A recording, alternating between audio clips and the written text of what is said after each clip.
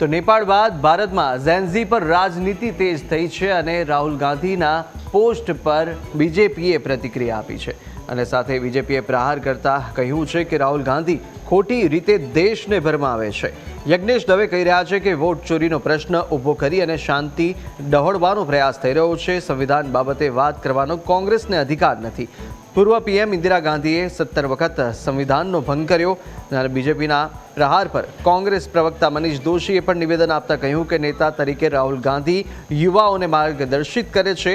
સત્યનો પક્ષ લેવા માટે યુવાઓ આગળ આવે અને બીજેપીએ સંવિધાનને સમુદ્રમાં પધરાવી દેવાની વાત કરી હતી।